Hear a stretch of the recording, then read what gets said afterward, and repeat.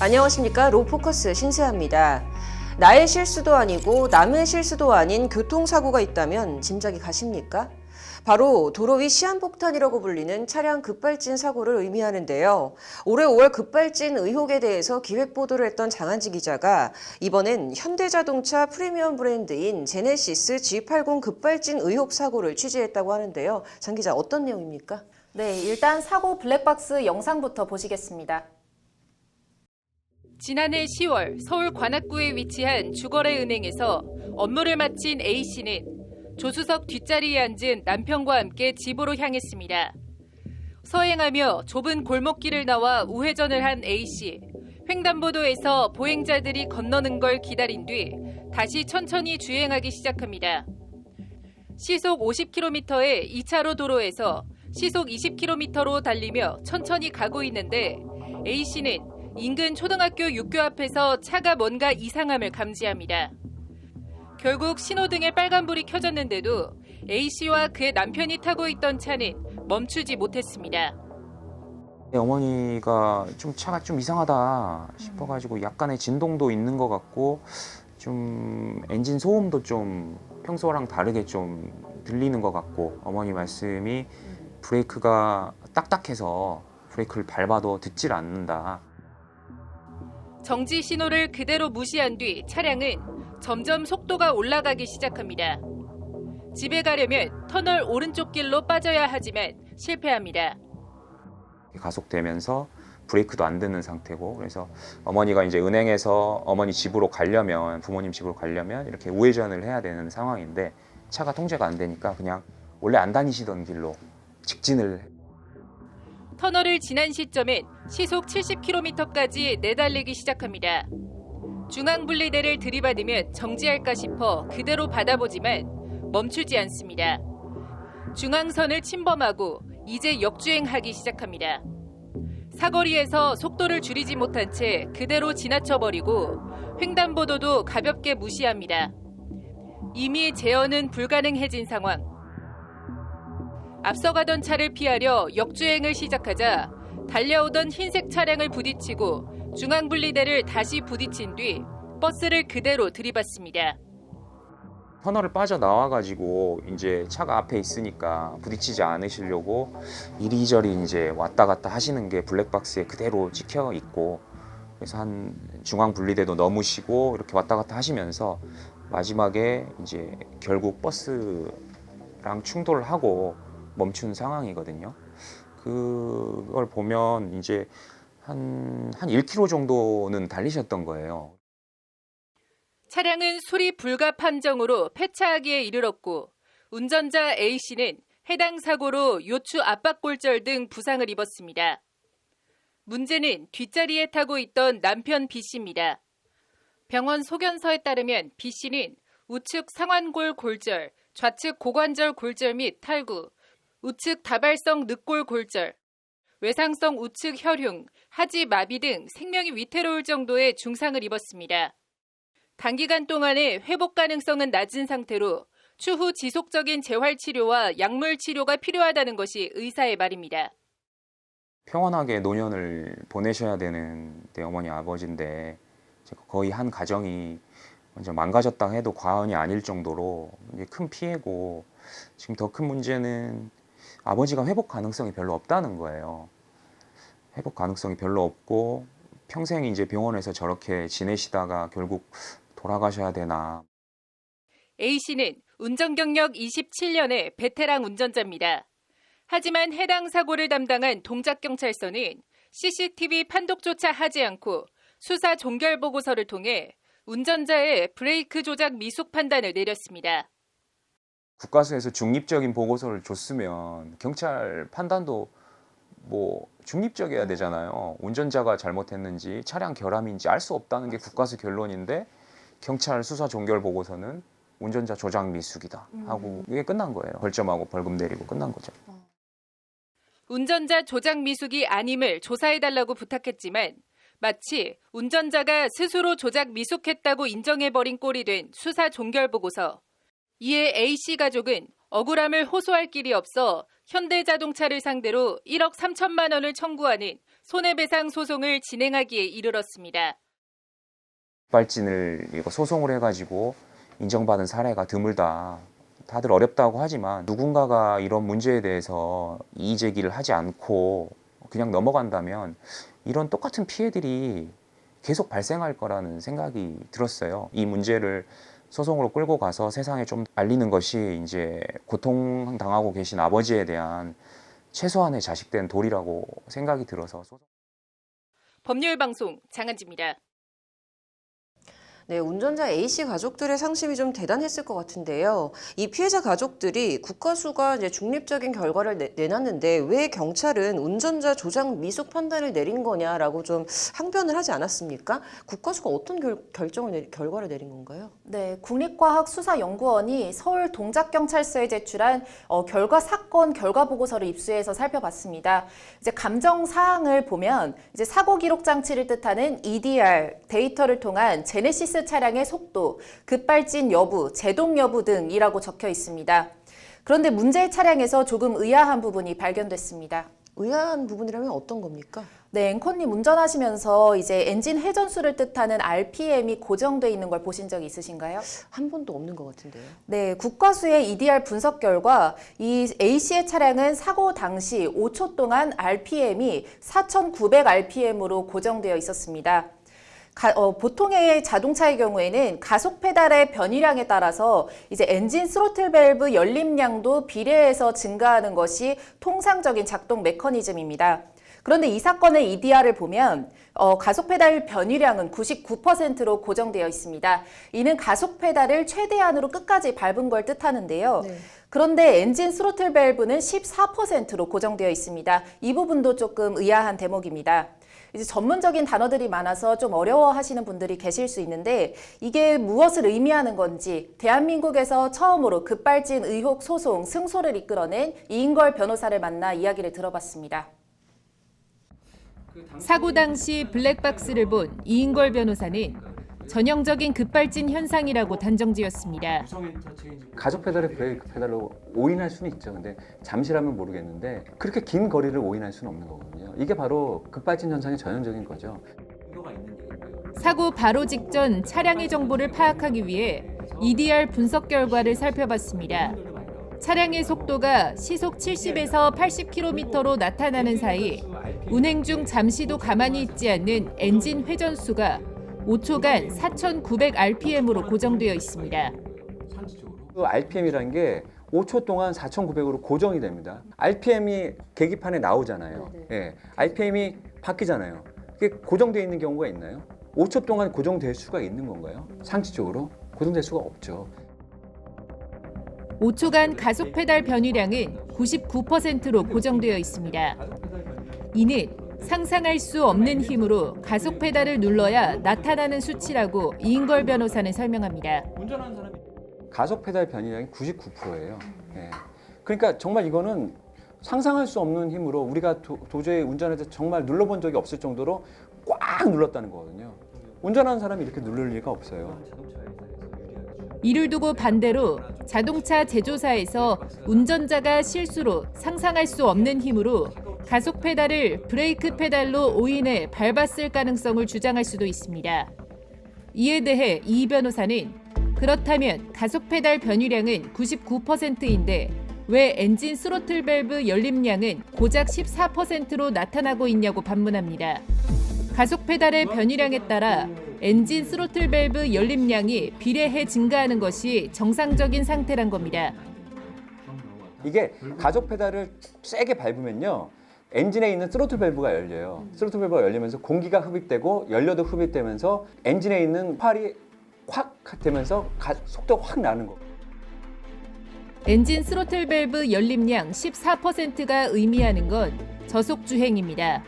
그런데 운전자의 의지이든 아니든 차량의 속도는 시속 70에서 80km로 나타나고 있습니다. 그러니까 엔진 스로틀 밸브가 14% 열렸다 그러면 보통 한 시속 20-30km라고 전문가들한테 물어보면 그렇게 얘기를 하더라고요. 사고 차량 EDR 분석 결과 국과수는 이벤트 지점의 제네시스 차량의 속도는 약 시속 78km로 확인되며 5초 전부터 이벤트 지점까지 엔진 회전수는 4,900rpm, 엔진 스로틀 밸브 열림량은 14%, 가속 페달은 99%, 제동 페달은 작동하지 않은 것으로 확인된다고 결론냈습니다. 다만 제네시스 차량으로 제동 및 구동 등의 성능 시험을 진행하지 않아 제네시스 차량의 급발진 여부를 판단하기 어렵다고 덧붙였습니다. 이 같은 현상이 나타나는 원인으로 인간의 뇌와 같은 자동차 전자제어 장치 ECU의 결함이라고 이인걸 변호사는 주장합니다. 사람의 뇌가 망가지면 의지와 상관없이 팔과 다리 등 몸이 마음대로 움직이지 않는 것처럼 자동차의 ECU가 무력화됐다는 의미입니다. 급발진 현상의 원인과 분석에 대해서 그 ECU 장치 무력화기 논문들도 많이 있거든요. 그래서 그 부분을 자문의견서와 또 브레이크에 대한 의견서도 많이 했거든요. 이렇게 ECU가 무력화되면 브레이크 페달이 딱딱해지면서 브레이크가 결국은 닿지 않아요. 한편 현대자동차는 해당 사건에 대해 법률방송과의 통화에서 재판이 진행되고 있는 상황이라 첨언하는 것은 적절치 않은 것 같다며 재판 결과를 지켜보도록 하겠다는 입장을 밝혔습니다. 법률방송 장한지입니다. 네, 앞서 이제 현대자동차 입장까지 들어봤는데 이 양쪽 입장이 아닌 제3자의 입장은 어떤가요? 네, 그래서 사고가 벌어졌던 현장에 직접 가봤습니다. 이제 사고가 벌어진 장소 근처에 있는 가드레일들은 일부 망가진 상태였습니다. 그리고 사고 현장 인근에 있는 가게들을 방문해서 목격자가 있는지 살펴봤는데요. 한번 어떤지 현장 카메라를 보시겠습니다. 저희 취재팀은 지금 급발진 의혹 사건이 벌어진 사고 지점에 와 있습니다.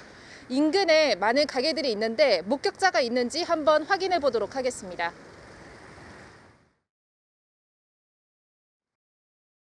1년 전쯤인데 급발진 사고가 벌어져서 버스 혹시 나이 많으신 네.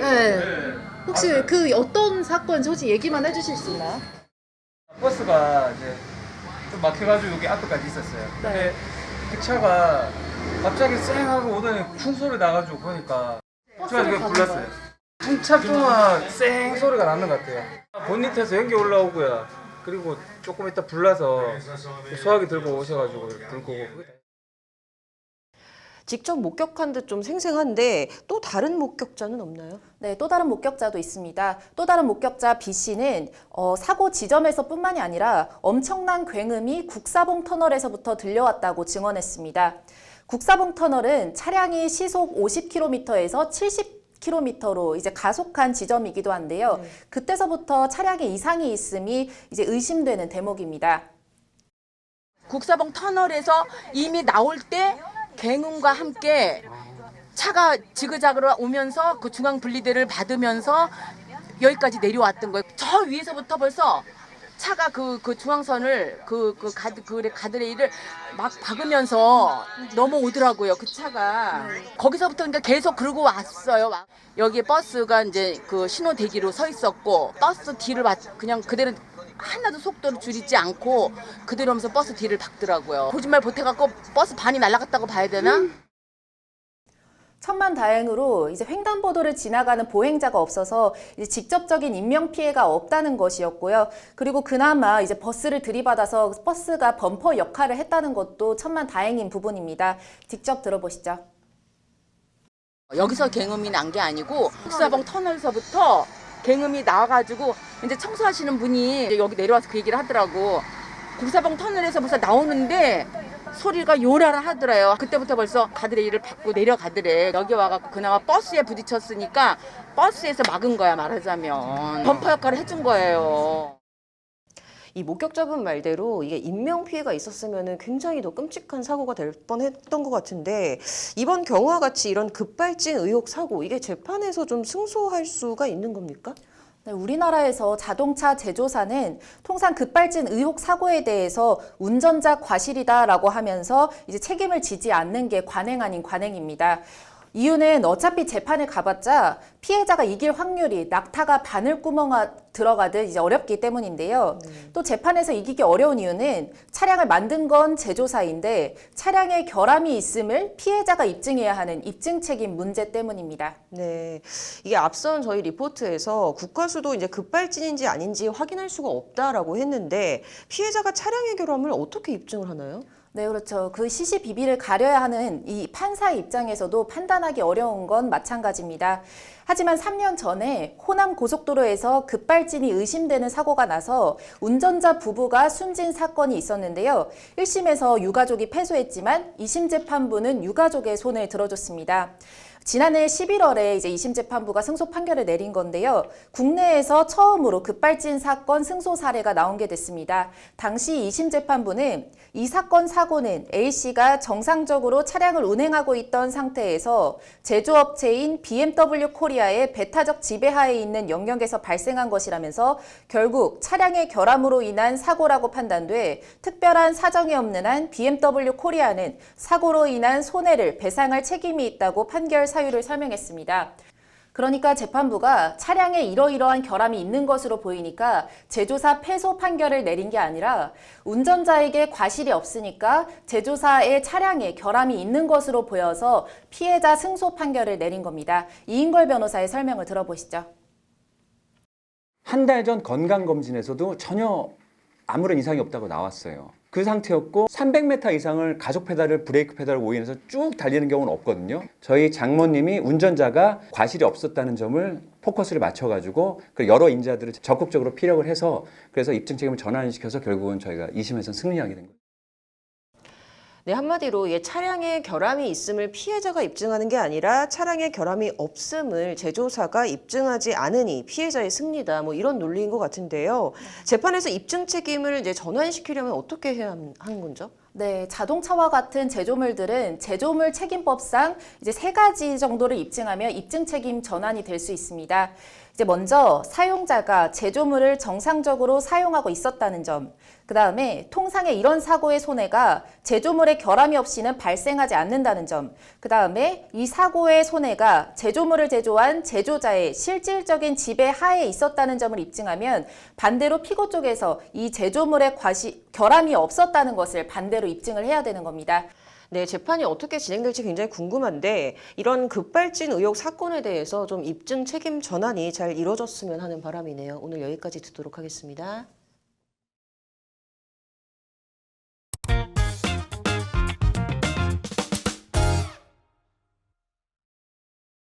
변호사, 세무사가 말해주는 돈 되는 법. 이번 주엔 최근 가장 주목받고 있는 주택 종합 부동산세에 대해서 얘기해 보도록 하겠습니다. 변호사님 어서 오십시오. 세무사님 어서 오세요. 네, 안녕하세요. 네, 요즘 종합 부동산세에 대해서 정말 많이 언급이 되고 있잖아요. 이 세무사님도 좀 관련된 상담 많이 받으실 것 같아요. 네, 맞습니다. 그 과거에는 종합부동산세라는 것 자체가 소수의 몇몇 사람들만 부담하는 그런 주목받지 못하는 세금이었는데 게다가 뭐 뒤에서도 설명드리겠지만 종합부동산세가 정부에서 고지되는 세목이거든요. 그래서 그렇기 때문에 많은 분들이 종합부동산세 자체에 많이 관심을 안 가지셨는데 최근 한 3년 전부터 주택가격이 많이 상승되고 또 법률이 많이 개정되고 나면서 종합부동산세가 큰 이슈로 많이 주목받게 됐습니다.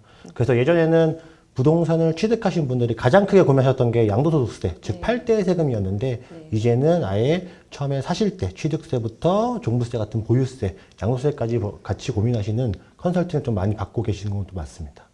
네, 그래서 저희가 이번 주에는 이 종합부동산세 개념과 또 향후 예상, 또 가장 중요한 이 종부세를 줄일 수 있는 좀 절세의 꿀팁도 좀 알려드리려고 하는데요. 많은 분들이 좀 궁금해하실 것 같은 부분입니다. 이 재산세와 종합부동산세 차이점이 뭐냐 이런 부분들이 좀 가장 궁금하실 것 같은데 종부세가 어떤 세금인지 좀 변호사님께서 설명해 주시죠. 네, 제가 간략히 설명드리겠습니다. 결론부터 말씀드리면 종합부동산세는 부과되는 보유세입니다.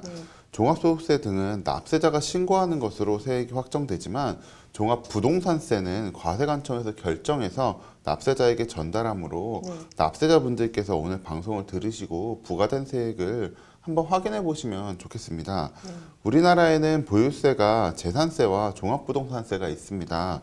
매년 6월 1일자로 주택을 보유하는 경우에 납부하게 되는 세금입니다. 그래서 만약 주택을 매수 매도하려고 한다면 6월 1일을 좀 반드시 좀 기억하시면 좋겠습니다. 그 날짜로 보유하고 있는 재산분이 보유세를 납부하게 되는 그런 부분입니다.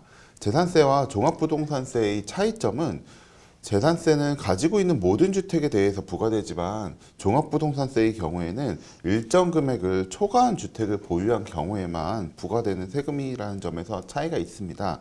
그래서 종합부동산세는 납부하신 대상자가 정해져 있는 것이라고 볼 수 있습니다. 네. 그러면은 이제 주택을 갖고 계신 분들 중에서 이 종합부동산세를 납부하시는 분들은 재산세와 이 종부세를 모두 납부하게 되는 거잖아요. 근데 그래서 이거가 좀 이중과세 아니냐, 좀 이런 말들도 나오고 있는데 이게 진짜 이중과세인 건가요? 아, 네, 맞습니다. 최근에 이 종합부동산세가 이슈가 되면서 이중과세가 아니냐는 의견도 굉장히 많으시거든요. 네. 그래서 일부의 분들은 여기에 대해서도 뭐 그 본인들만의 의견을 많이 피력하시기도 하시는데, 결론적으로 말씀드리면 지금 현재 재산세와 종부세가 이중과세는 아니다라고 많은 분들이 판단하고 있습니다. 네. 그렇게 생각하는 가장 큰 이유가 그 종합부동산세가 부과가 되긴 하지만 종합부동산세가 부과될 때는 재산세가 부과된 부분을 차감하고 나머지 부분만 부과가 되거든요. 네. 그렇기 때문에 똑같은 부분에 대해서 세금을 낸다 하더라도 재산세 부분이 차감되기 때문에 이중과세다 아니라고 하는 의견이 훨씬 더 많이 있겠습니다. 네. 그렇다면은 이 종부세는 왜 이렇게 좀 세액이 급격하게 증가하는 걸까요? 네, 제가 종합부동산세 계산 방법을 표로 보여드리면서 간략히 설명드리도록 하겠습니다. 보시는 것처럼 주택분의 공시가격을 전부 다 합쳐서 계산하게 되어 있습니다. 그래서 지금처럼 주택가격이 상승한다면 종합부동산세에 대한 부담은 점점 증가될 것으로 예상됩니다. 게다가 지금까지는 주택의 시세와 공시가격의 차이가 꽤 많이 발생했었는데, 그래서 얼마 전부터 정부가 공시가격 현실화라는 지침을 통해서 주택의 공시가격을 최대한 시세와 일치하게 하다 보니 공시가격이 증가하고 있습니다. 둘째는 표에서 보시는 것처럼 올해부터 세율도 증가하게 되었습니다. 일반 세율과 달리 조정 대상 지역에 2주택 이상을 보유하신 경우에 부과되던 세율이 일반 세율이 약 2배 정도입니다. 그래서 중과세율을 적용받으시는 분들이 세부담이 급격히 증가하게 되었습니다. 셋째는 세부담 상한이 또 변경이 되었습니다. 세부담 상한이 150%였는데 이제부터는 이제 변경돼서 300%가 세부담 상한이 되었습니다. 한 예로 설명드리면 기존에 1천만 원을 납부하시던 분은 이제 세부담 상한을 적용받으면 1,500만 원 정도까지 있는데 이제는 3천만 원까지 부담할 수도 있게 변경된 것입니다. 앞으로 이런 상황이라면 주택분 종합부동산세의 부담은 점점 증가될 수밖에 없어 보입니다. 네. 지금 이제 앞서 말씀해 주신 이 세 가지 요인으로 종합부동산세가 이렇게 좀 급증하게 된 것 같은데요. 이 종부세와 관련해서 은퇴 후에 이 1주택을 보유하신 분들이 좀 걱정이 많으실 것 같아요. 뭐 정해지거나 확정된 소득은 따로 없지만 뭐 주택의 가격이 올라서 부담해야 될 세금이 급격히 이제 증가하게 되신 분들인데 좀 이런 분들 좀 고민을 해결해 줄 방법이 없을까요? 네, 뭐 물론 있는데 이런 분들을 위해서는 부부 공동 명의로 1주택자 과세특례 제도를 좀 알려드릴 수 있을 것 같습니다. 만약 6월 1일에 현재 부부가 1주택만을 공동으로 소유하고 있고 그 주택이 다른 소유자가 없고 부부도 역시 다른 부동산을 가지지 않은 경우에는 특례 제도를 신청하실 수 있습니다. 각각 부담하던 종합부동산세를 한 분이서 부담할 수 있게 되고 특히 연령 및 보유기간에 따라 세액공제를 적용받을 수 있습니다. 이에 따라서 최대 80% 정도까지 이제 적용받으실 수도 있으니 이건 굉장히 커다란 특례라고 할 수 있겠죠. 다만 부부 공동명의 1주택자의 배우자가 다른 주택의 그 부속 토지를 소유한 경우에는 적용받을 수 없으므로 반드시 이런 부분은 좀 확인해 보셔야 합니다. 그리고 공동명의 1주택자 신청을 한 경우에는 매년마다 이렇게 따로 신청을 하실 필요 없이 계속해서 적용을 좀 받으실 수 있습니다. 1세대 1주택만 소유하신 경우에는 특례가 유리할 수 반드시 특례 제도를 검토해 보시는 것이 좀 좋아 보입니다. 네. 그러면 좀 이분들 외에 이미 이 종부세를 고지받으신 분들은 종부세 줄일 수 있는 방법이 없는 걸까요? 아, 네, 물론 종부세를 감면하실 수 있는 방법이 있습니다. 네. 결론적으로 말씀드리면 저희가 그거를 뭐 이의신청제도 합산 배제 신청이라고 말씀을 드리는데요. 네. 그 처음에 말씀드린 것처럼 종합부동산세가 정부에서 고지하는 세목이잖아요. 즉 얼마를 납부하라는 고지서가 발송이 되는데 고지서를 받으신 후부터 90일 이내에 그 해당 세금에 대해서 내가 이 고지된 세액에 대해서 내가 한 번 더 맞는지 점검해보고 싶다. 아니면 더 다른 세금을 내가 신고하고 싶다. 이렇게 신청을 하실 수 있는 제도가 이의신청이라고 말씀을 좀 드리는 거거든요. 그래서 이의신청 제도를 통해서 합산배제 신고를 좀 많이 하시는 거고 합산배제 신고가 굉장히 많은 여러 가지 제도가 있겠지만 그중에 가장 일반적으로 많이 신청하시는 게 그 매입 임대주택에 대한 합산배제 신고거든요. 그 매입 임대주택이라고 하는 경우에는 말씀드린 것처럼 합산배제, 즉 종부세가 부과될 때 모든 부동산을 다 합치는 게 아니라 해당 부동산은 합치지 말아줘. 말 그대로 이제 합산해서 빼줘라는 신청을 하시는 거고 세법에서 말 그대로 혜택을 주는 거기 때문에 명확하게 좀 기준이 있습니다. 그걸 크게 4가지가 있는데요. 첫 번째는 구청에 임대사업에 대한 등록을 하셔야 되고 세무서에도 반드시 사업자 등록을 하셔야 되는 부분이 있고요. 두 번째는 임대가 개시된 시점에 주택의 공시가격이 6억이 넘지 않아야 되는 부분. 그리고 세 번째는 임대 기간이 5년 이상이셔야 되고 네 번째는 임대율의 증가율 자체도 5% 룰을 반드시 좀 지키셔야 됩니다. 그래서 혹시나 내가 이 합산배제 신고를 놓치셨다고 한다면 고지서를 받으신 후에 90일 내에 신청을 하실 수가 있거든요. 그래서 합산배제 신고나 아까 차 변호사님 설명해 주셨던 것처럼 특례제도를 신청하신다고 한다면 고지된 세액에 대해서 조금 더 절감할 수 있는 방법을 찾으실 수가 있으실 겁니다. 네, 좀 오늘은 요즘에 가장 좀 핫한 이슈였던 이 종부세에 대해서 얘기를 좀 나눠봤는데요. 다음 주에는 좀 더 재밌고 유익한 내용으로 좀 찾아뵙도록 하겠습니다. 오늘 여기까지 듣도록 하겠습니다. 감사합니다.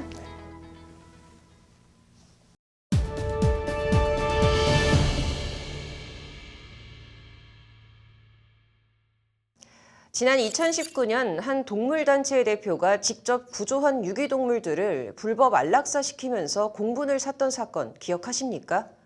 국내 최대 대표적 동물보호단체인 케어의 박소연 전 대표 얘기인데요. 당시 사건이 불거지자 기자회견을 통해 나를 욕해도 좋다던 박 전 대표가 지난 2년간 자신을 비난하는 취지의 댓글을 단 수천 명을 상대로 고소를 했다는 사실이 알려지면서 또다시 논란이 일고 있습니다. 익명의 힘을 빌어 악의적인 댓글을 단 것을 잘했다고 할 수는 없지만 박 전 대표가 합의금 장사를 한 것 아니냐는 비난에서도 자유롭지 않은 상황인데요. 어떤 내용인지 김혜인 기자가 취재했습니다. 수년 동안 안락사가 있었다는 것을 그 사실을 알리지 못했습니다. 용기가 나지 않았습니다. 지금과 같은 큰 논란이 될 것이 두려웠습니다. 그래서 내부적으로 소수 임원에 의해서만 합의가 이루어지며 안락사를 해왔습니다.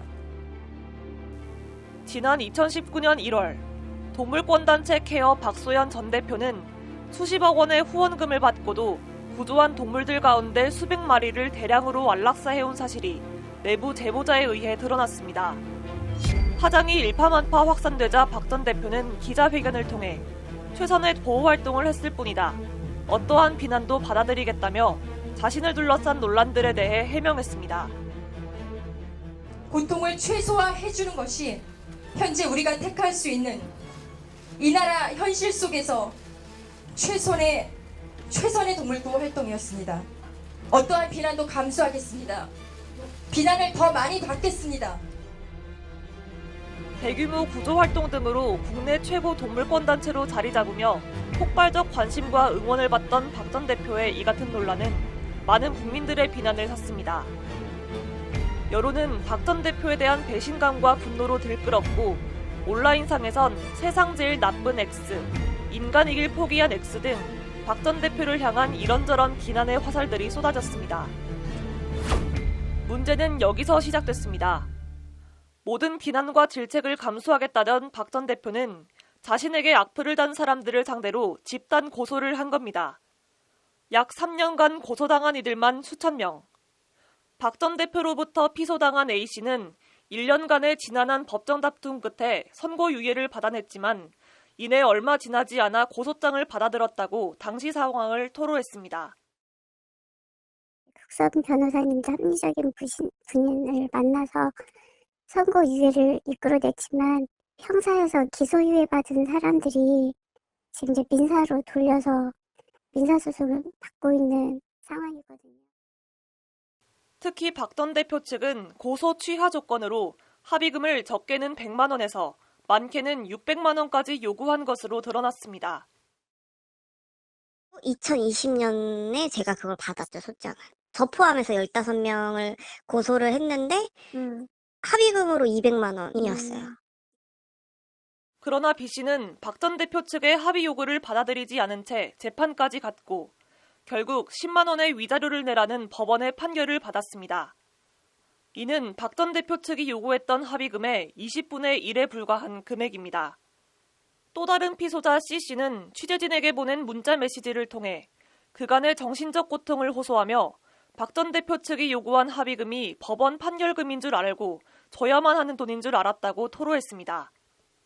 법원에서 등기가 왔으니 공포심에 온몸이 떨리고 입원해 계시는 아픈 부모님 신경 쓰게 해드릴까봐 빨리 해결해야 한다는 생각에 문서를 다 읽어볼 겨를도 없이 등기에 써져 있는 합의금이 법원 판결금인 줄 알았다는 C씨. C씨는 거기에 나와 있는 전화번호로 전화했는데 직원이 받길래 법원 직원인 줄 알았다며 원활한 합의를 원하냐고 묻길래 법원인 줄 알고 당연히 그렇게 해야 된다고 생각해 합의금을 주겠다고 말했다. 법원 판결금인 줄 알고 그렇게 안 하면 감옥 가는 줄 알고 죽고 싶다는 마음만 들었다고 당시 상황을 설명했습니다. 박 전 대표가 자신들이 남겼던 댓글 비난 수위에 비해 엄청난 금액을 요구하며 소위 합의금 장사를 하고 있다는 게 이들의 한 목소리입니다. 박소연은 합의금 장사를 중단하라! 중단하라! 중단하라! 중단하라! 박 전 대표로부터 집단 소송에 휘말린 시민들은 하나둘씩 모여 고소남용 피해자 연대를 구성해 지난 29일 박 전 대표를 부당이득죄, 공갈죄, 공갈미수죄 혐의로 서울 서초경찰서에 고발했습니다. 고발 당일 연대는 서울중앙지법 앞에서 기자회견을 열고 박 전 대표의 고소 남발을 주장했습니다. 10만 원만 지급해도 된다는 판결이 대부분이었습니다. 이걸 보니 합의금 장사 목적으로 소송을 했다는 생각이 더욱 강해졌습니다. 누군가 당신의 고소남용 기사를 보고 이렇게 말했습니다. 안락사 당한 개들도 말만 할 수 있었다면 당신을 고소했을 겁니다. 너무 공로를 해서 그 도둑냥이라는 댓글 하나를 달았을 뿐입니다. 근데 박소연 대표는 본인이 이렇게 모든 국민들에게 실망을 안겨준 것도 모자라서 반성을 하기는커녕 댓글을 달았다는 이유만으로 수많은 사람들에게 지금 형사 고소와 그 민사 고소를 남발하고 있는데요. 이들을 대리하고 있는 박지영 변호사 역시 박 전 대표 측이 합의금 장사를 하고 있다며 목소리를 높였습니다. 법적 지식이 없는 일반인들을 상대로 집단 소송을 걸고 판결문에서 10만 원밖에 나오지 않음에도 불구하고 합의금을 고액으로 100만 원 이상 부르고 있습니다. 수십 배에 달하는 합의금 장사를 한다는 목적을 지울 수가 없고요. 합의금 장사라는 비난에 대한 박소연 전 대표 측 입장은 어떨까? 박 전 대표는 현재 미국에 머무르는 것으로 전해지는데 취재진이 수차례 연락을 시도했지만 전화를 받지 않았습니다. 박 전 대표 변호인도 법률방송 취재진 인터뷰에 응하지 않았습니다. 변호사님께서 케어 전 대표이신 박소연 씨 사건 담당하신다고 들어서요. 네네. 잠깐 그 관련해서 여쭐 게 있어서 연락을 드렸거든요.